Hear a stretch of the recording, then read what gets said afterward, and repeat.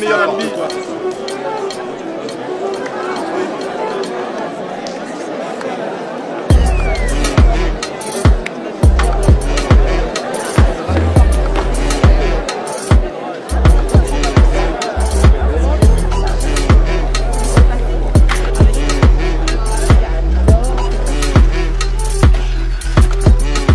Je m'appelle Anthony. Salut. Salut, ça va? Ça va? Ouais, c'est cool. Tu sais pourquoi il y a autant de monde? Ah ouais, son dernier cours a eu un certain succès. Et t'en as pensé quoi? J'ai détesté. J'ai adoré. Ce prof est brillant. Un but de sa personne. Des techniques pédagogiques super originales. Je le trouve Mystérieux. louche et inutilement sévère.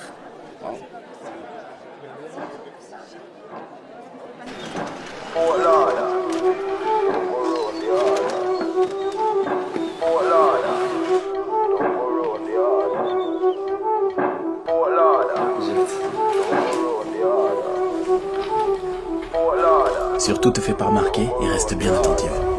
Pourquoi? Parce que c'est le meilleur.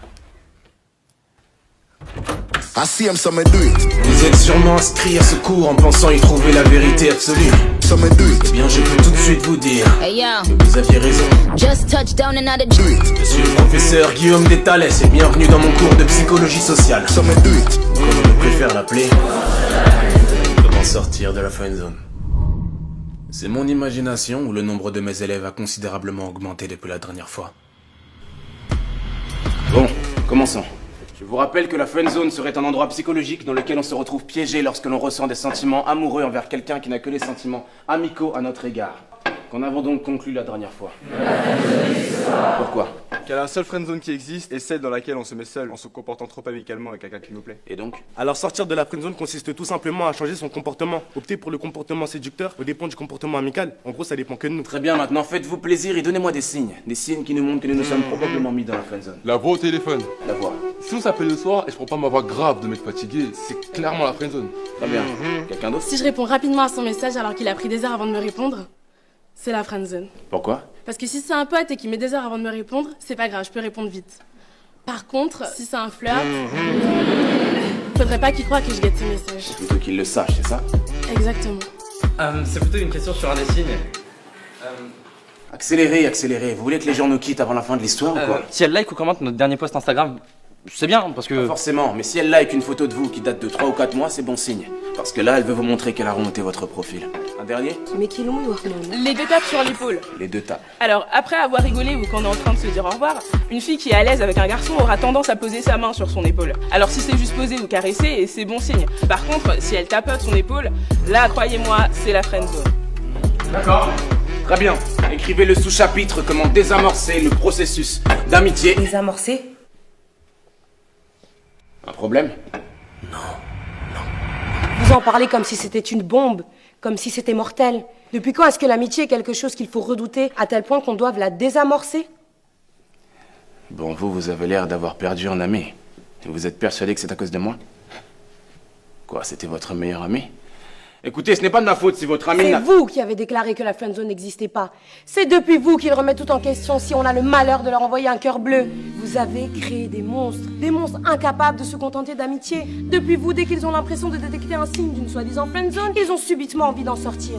Parce que vous les avez encouragés à en avoir peur, à voir ça comme quelque chose de vexant, comme quelque chose qu'ils doivent désamorcer. Alors qu'au contraire, ce que vous n'avez pas dit, c'est que lorsque quelqu'un vous considère comme un véritable ami, vous comptez vraiment.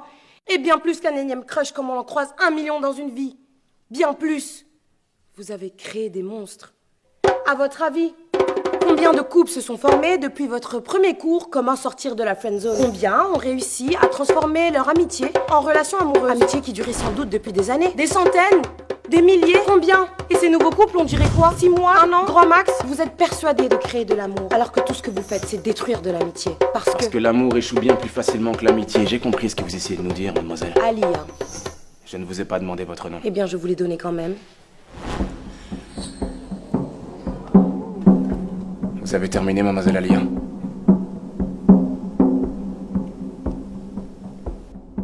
Reprenons. Vous avez créé des monstres.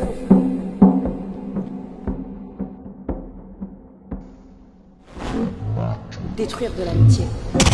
Admettons. Vous, ne me donnez pas aussi votre nom, il ne m'intéresse pas. Quelle est la nourriture que vous aimez le moins? Quoi? Allez, dans quel restaurant vous n'allez jamais manger? Japonais. Pourquoi? J'aime pas le poisson cru, les sushis et tout. Si je vais, je prendrai que des brochettes. Donc bon, ça va un peu cher pour des brochettes. Ne me racontez pas votre vie. Quelqu'un est d'accord avec lui ici? Vous deux, vous êtes ensemble? Non, on est juste potes. Ouais. Combien de fois êtes-vous allé manger au resto japonais du coin de la rue à l'heure du déjeuner? Plusieurs fois. C'était bon? Ouais, j'aime bien. Pourtant, vous avez levé la main, vous, donc vous détestez ça, n'est-ce pas? Oui, mais... Vous aussi, vous avez levé la main. Vous y allez quand même à deux? Bah non, on y va jamais ensemble. Vu qu'il n'aime pas. Vous avez compris, mademoiselle Alia. Votre théorie dit que je détruis l'amitié. Mais dans le cas 1, votre soi-disant ami va venir manger des sushis avec vous et des petites brochettes en vous cachant qu'il déteste ça. Tandis que dans le cas 2, votre ami vous dira qu'il n'aime pas ça en prenant le risque que vous y alliez avec quelqu'un d'autre. Et alors? Dans le cas 1, c'est-à-dire dans le cas d'une friendzone, votre ami n'est pas lui-même. On fait tous des compromis en société. Là, il s'agit simplement de poisson cru. Mais jusqu'où ira votre ami friendzoné pour vous plaire, consciemment ou inconsciemment? Il calquera ses goûts sur les vôtres, cachera sa vision de la vie s'il a l'impression que vous en avez une opposée. Par exemple, il ne vous exposera pas son avis sur la peine de mort s'il a l'impression que vous êtes contre alors que lui est pour. Pourtant, c'est ce que devrait faire un ami, car un ami est juste lui-même et ne cherche pas à paraître comme le gendre idéal. S'il vous a avoué ses sentiments, comment pouvez-vous être sûr que vous étiez attaché à votre meilleur ami? Et pas plutôt au masque qu'il revêtait pour vous plaire? Si c'est ce genre d'amitié que j'ai détruit, y a pas mort d'homme. Reprenons. Nous allons donc voir comment désamorcer une amitié naissante en plusieurs étapes. Une amitié non voulue, une future friendzone. Vaut mieux tenter de la désamorcer ou y mettre fin plutôt que de faire semblant, n'est-ce pas? Je vous rappelle que la friendzone n'existe pas. D'ailleurs, quelqu'un ici saurait comment détruire une amitié sincère et réciproque. Pas une naissante, mais une sincère et réciproque. Allez, un peu d'ingéniosité. Dites-moi comment détruire une amitié sincère et réciproque. En créant de la jalousie? Non. En prenant ses distances? Non. Et si vous nous donniez la réponse tout de suite? Parce qu'on va donner toutes les réponses possibles et inimaginables et vous allez nous donner la réponse géniale auquel personne n'aurait jamais pensé. Alors, épargnez-nous tout suspense, non? Le premier qui trouve la réponse à ce problème valide son semestre automatiquement. Instantanément. Quelle est la seule et unique façon de détruire une amitié sincère et réciproque? Comment on peut être sûr que vous avez la réponse? Peut-être que vous choisirez la meilleure réponse d'entre nous et vous direz que c'est celle que vous attendiez, alors que vous ne l'aviez même pas. D'accord. J'écris la réponse ici.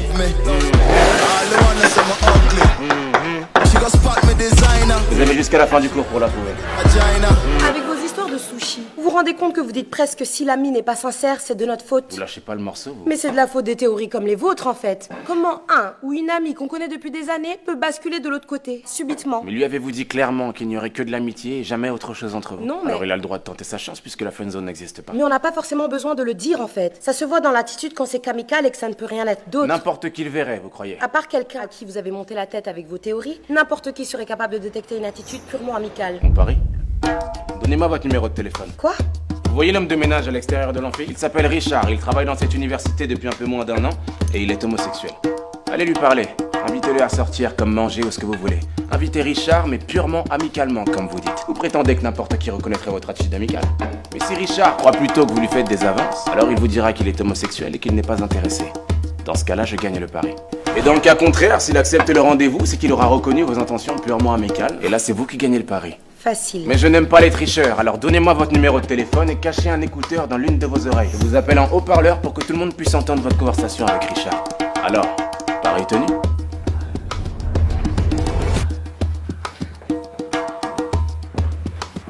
Salut. Je prends un peu l'air. Ce cours est super ennuyant. Oh, soyez un peu plus crédible. Du monde, hein? Ouais. Vous avez déjà fait de la psychologie sociale? La conseillère d'orientation, ça compte. Vous sympathisez, là, vous trichez, proposez-lui. J'ai pas vraiment d'amis et j'ai personne avec qui aller manger. Donc, Wow. ça vous dit qu'on aille manger un truc ce soir? Ensemble? Ce soir? Ça vous dit? Ouais. Vous acceptez? Oui. Donc, vous acceptez de venir manger un truc avec moi ce soir? Ouais. Tu me plais bien, donc... Hein? Enfin, mais... Richard, vous êtes homosexuel. Homo quoi? Mais vous êtes un menteur! J'ai gagné. Mais vous m'avez dit qu'il était gay! Si je ne vous avais pas fait croire qu'il était gay, vous... J'aurais fait autrement! Oui, vous n'auriez pas été vous-même. Là, le croyant gay, vous n'aviez aucune crainte de lui plaire, alors vous avez eu une attitude amicale tout en étant vous-même. Mais il a quand même cru que vous lui faisiez des avances, parce que chacun sa sensibilité. J'ai gagné. Revenons-en au cours. Comment désamorcer une amitié naissante et non voulue. 1. Choisissez. Saisissez toutes les occasions de ne pas le ou la laisser choisir. Que ce soit le film que vous allez voir au cinéma ou la place où vous asseyez au resto. Imposez votre choix. Finalement, tu lui ressembles. À ce prof. Ah, tu lâches pas l'affaire comme lui. Mieux vaut l'agacer plutôt que d'être toujours d'accord avec lui ou elle. Ouais, fais gaffe à pas trop le pousser à bout. Parce que je pense pas que lui supporterait de réaliser qu'il a peut-être tort. Ne soyez pas trop visiblement à l'aise. Montrez de la timidité et de la réserve. On est trop à l'aise avec un ami, pas avec un amant. 4. Soyez plutôt distant que trop présent. Ignorez-le ou là pendant 2 jours et revenez comme une fleur le 3e. Laissez l'autre revenir vers vous. 5. Non. Yes, c'est la fille qui m'a friendzoné, monsieur. Non, ne répondez pas. Ne répondez pas! Allô? Oui, tu m'as demandé de t'appeler. Qu'est-ce que je dis? Il y a plein de choses que tu ne sais pas de moi. Écoute Charles, si c'est encore par rapport à ce dont on a parlé, je te répète pour la énième fois que je te considère comme un simple ami. Je suis désolée si t'as compris autre chose, mais... Tu n'as jamais été une amie pour moi. D'accord, tu me l'as dit 10 fois, j'ai compris, d'accord. Mais s'il te plaît, Charles, arrête. Tu m'appelles tous les jours, c'est bon, j'ai compris. Tu commences réellement à me faire peur, en fait. Lâche l'affaire, s'il te plaît. Allô? Alors c'est bon? Elle va me rappeler, c'est ça? C'est quoi la prochaine étape? Vous allez me sortir de la friendzone, monsieur? Hein? La friendzone n'existe pas. Asseyez-vous et fermez-la. Vous ouvrez encore la bouche sans que je vous ai donné l'autorisation et je vous mets à la porte à tout jamais. Vous avez compris? C'est vous. C'est depuis vous. Vous avez créé des monstres. Des monstres!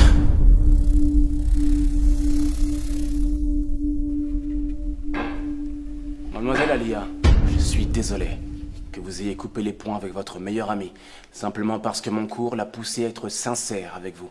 Désolé qu'il vous ait menti depuis le jour de votre rencontre. Je suis désolé qu'il n'ait pas continué à ravaler ses sentiments sans vous le dire, pour que vous puissiez garder un ami fidèle, un toutou, qui va toujours de votre sens et qui vous regarde avec des yeux pleins d'étoiles pour vous permettre de faire le plein de confiance en vous et votre petite personne. Je suis désolé. Mais ne nous faites pas croire que vous ne le saviez pas.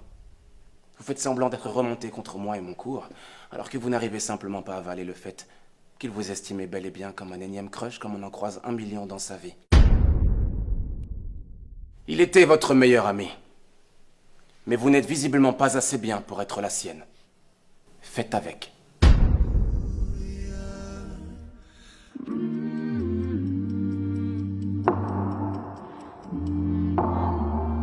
Je ne suis pas vraiment d'accord cette fois, monsieur.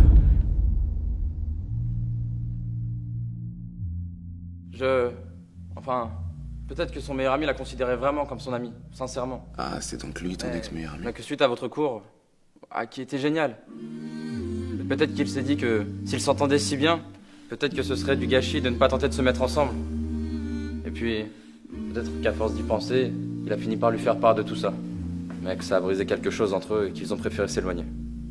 Mais de là à dire que l'amitié n'était pas sincère... Je vous avais dit que le prochain qui ouvrait la bouche dans mon cours sans mon autorisation serait mis à la porte, alors fichez-moi le camp. Je dis fichez-moi le camp! Vous croyez où là? J'ai une tête de psy conjugale ou quoi?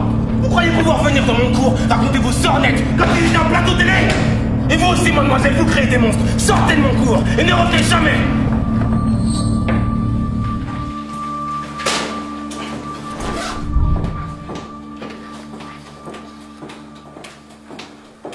Ce prof est complètement malade. Je te dirais pas que je te l'avais dit. Tu changeras jamais, toi. Est-ce que tu penses qu'on devrait... Doucement, n'allez pas trop vite. Vous avez suivi mon cours, n'est-ce pas? Et vous aussi, mademoiselle, vous créez des monstres. Sortez de mon cours! Désolé qu'il vous ait menti depuis le jour de votre rencontre, toutou. Mais vous n'êtes visiblement pas assez bien pour être la sienne. Je ne suis pas vraiment d'accord cette fois, monsieur. Trouvez-moi, c'était votre meilleur ami. Et vous aussi, mademoiselle, vous créez des monstres. Sortez de mon cours et ne revenez jamais! Quoi? Non, rien. Vous savez alors comment désamorcer une amitié. Si vous voulez la réamorcer, faites l'inverse. Choisissez! Faites l'inverse, laissez-le choisir. Du moins, faites-lui croire que c'est lui qui choisit sa situation. Si tu m'avais dit ce que tu pensais comme tu l'as dit tout à l'heure, j'aurais peut-être mieux compris. Étape 2. Mieux vaut l'agacer que d'être toujours d'accord avec lui ou elle. Faites l'inverse. T'as raison. Soyez pas trop visiblement à l'aise, montrez de la timidité et de la réserve. Le contraire, détendez-vous. 4. Soyez plutôt distant que trop présent. Anthony?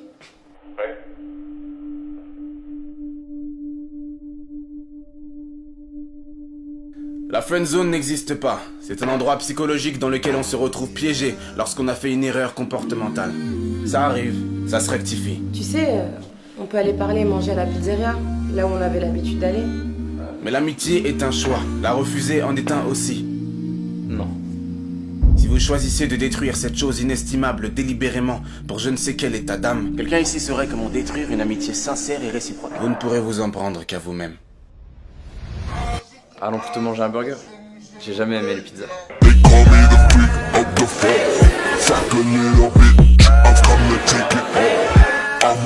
tapes sur l'épaule.